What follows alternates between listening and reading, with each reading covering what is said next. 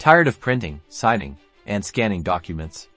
Let's ditch the hassle and get your files into Docusign directly from your computer.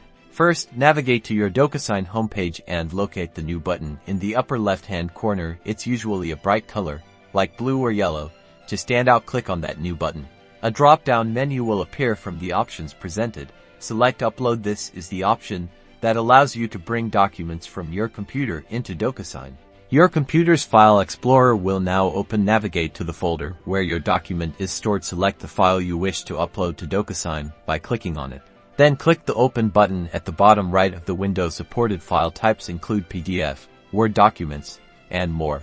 Docusign will now upload your selected file. Once the upload is complete, the document will appear within the Docusign interface, ready for you to add recipients, signature fields, dates, and any other necessary information to complete the signing process. And that's it.